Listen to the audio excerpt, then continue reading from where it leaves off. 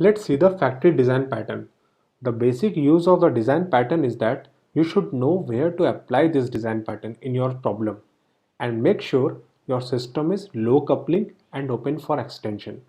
So let's see an example to understand this factory pattern.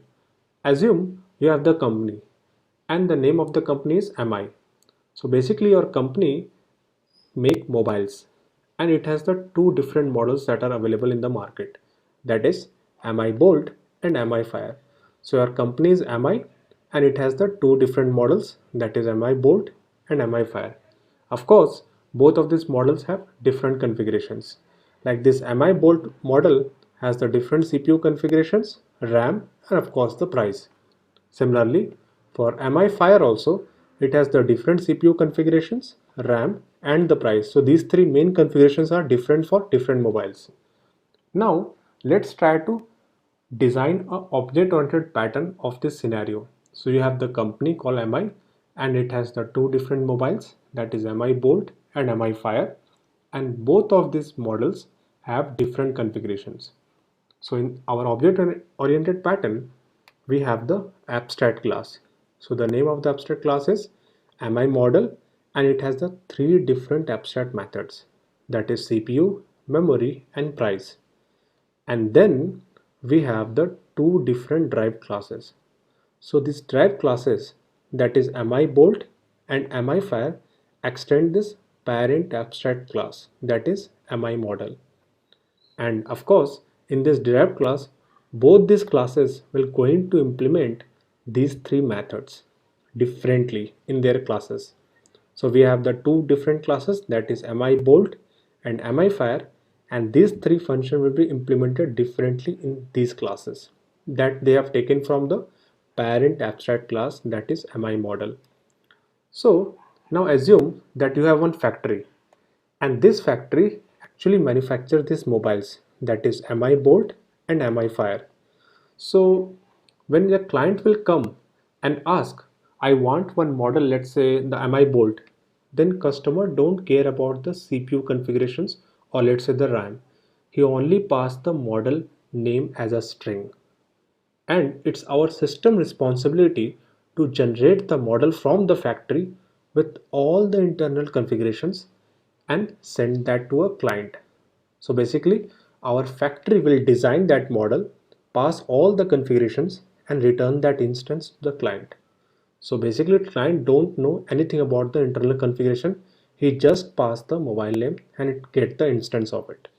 So this is the factory pattern where we create the object without exposing the creation logic to the client, and the client use the same common interface to create new types of object.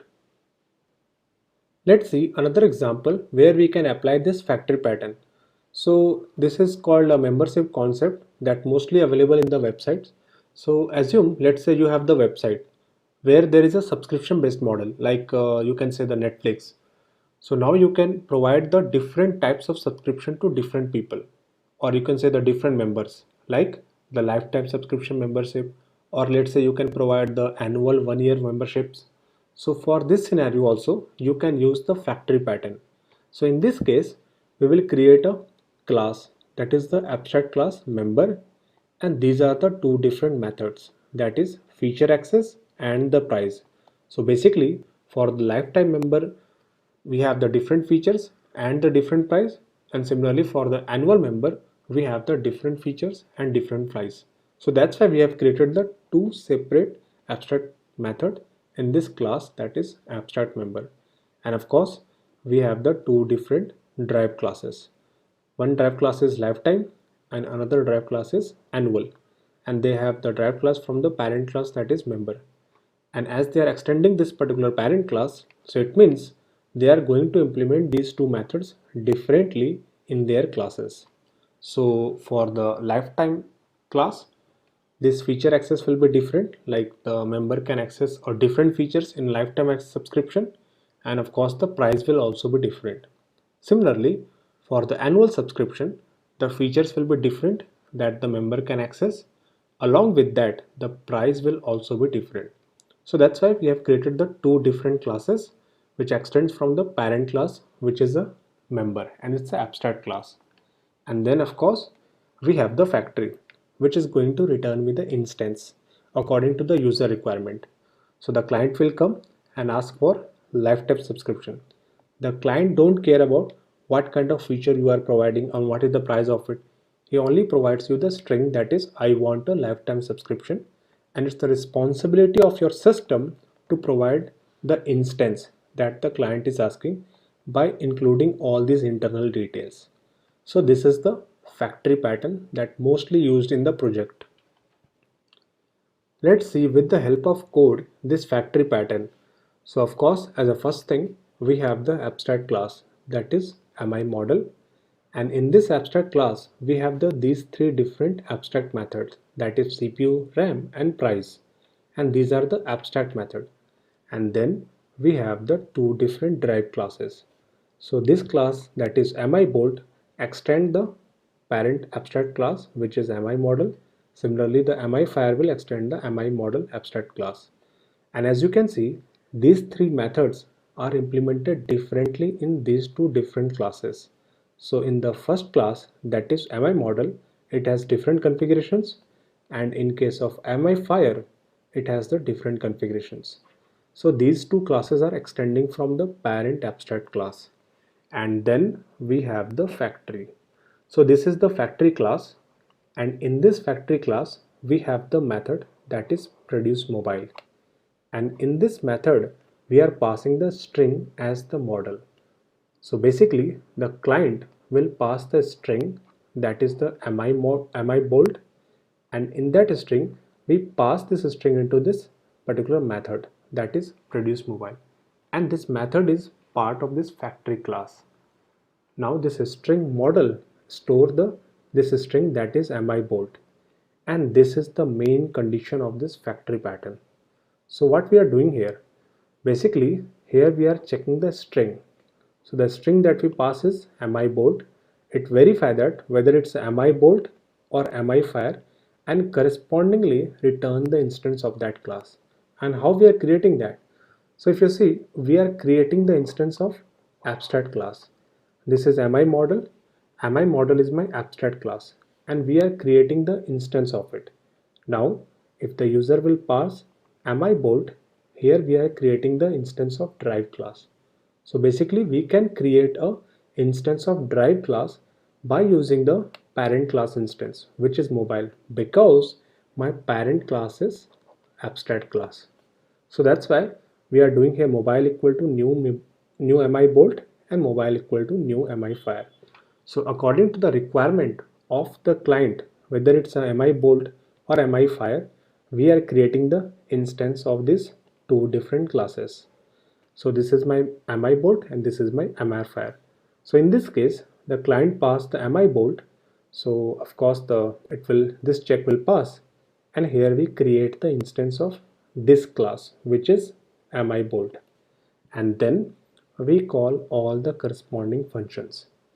CPU, RAM, and this mobile is actually the instance of this class mi bolt. So we call the CPU, RAM, and price of this class methods, that is CPU, RAM, and price, and correspondingly return the instance of the mobile to the client. So basically the client will get the instance of mi bolt. But there is one problem here, and the problem is this one. Now let's say in our system tomorrow I will support one more model, and the name of the model is, let's say, mi plus. Now in that case I need to create one more derived class here from this parent abstract class. Along with that we have one more else if statement here, which will going to support for mi plus as well. So what I can say is this part of the code can be changed anytime in the future if we are supporting more models in our system. So what we do, we take out this code and put it here in a separate class. So we have the separate class that is factory method class, and here we have the static method that is get instance, and here I am passing the string that is the model, and corresponding to the model that client is passing, we are creating the instance of that specific derived classes and return the instance of it. As this is a static method, so we use the class name and the static method here, and pass the model, and we get back returned as a instance of this class mi model, which is the abstract class. And then correspondingly we call all the rest of the methods of that derived class. So in that case, if in future, let's say we'll support more models, then we simply create one derived class from this parent abstract mi model, and then we will change in this particular method only. There will not be any change in this specific class, that is a factory class. So we can easily able to support a new model, that is mi plus. But there is one more issue here. What if we want to extend our business and we want to open a new branch in London or New York? And our requirement is, in the New York branch, I want to support these two models, that is MI Fire and MI Plus. And in the London branch, I want to support these two models, that is MI Fire and MI Bolt. So in New York, we will support these two specific models from our abstract class, and in London branch, I want to support only these two specific models. So this is a pretty complex situations, and in this case we need to modify our factory pattern. And now to handle this scenario, we need to use the abstract factory design pattern. So we'll discuss this in our next lecture.